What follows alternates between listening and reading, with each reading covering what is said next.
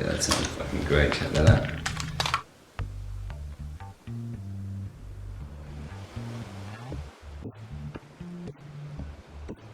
An event was planned to get a bunch of musicians in the same place in an environment that would allow them to explore things about music and about themselves and about making music. It's like it was like a sociological experiment. You put a bunch of people together who sort of know each other. Some people know each other really well.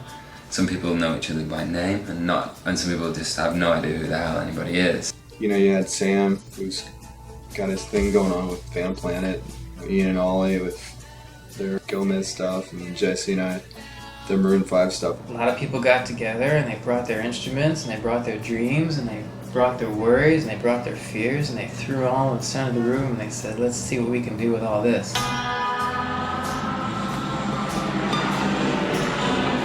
Ali, say aloha! Aloha!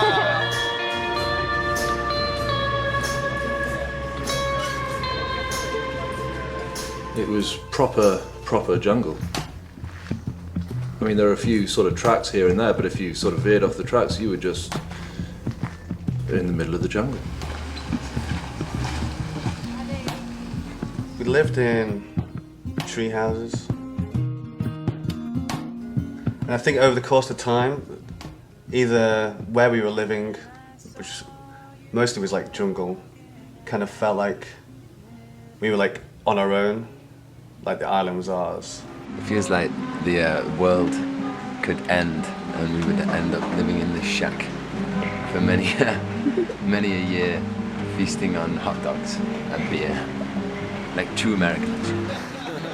The general concept was to make some music, but there was no real clear way as to how we were going to do it. We had a bunch of very primitive stuff that we knew we could do something with, but exactly how we were going to do it was a bit of a mystery. Yeah, there were no preconceived notions of what the song should sound like.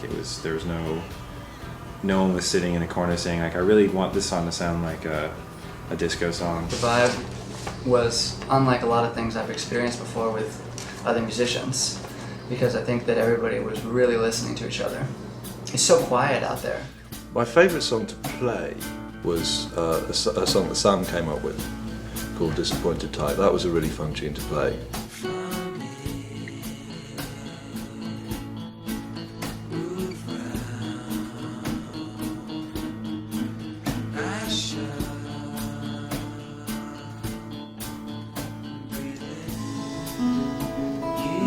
got cash and I can drive.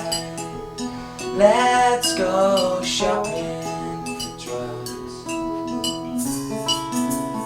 You feel sick and I'm not high enough. Let's go shopping for drugs.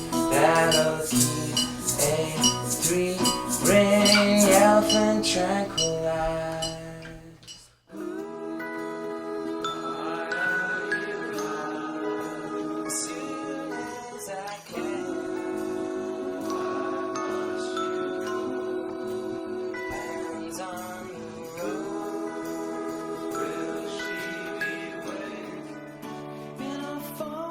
It's great.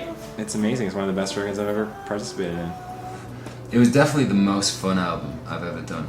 You know, it sounds a little bit like Iron and Wine meets Gomez meets Phil.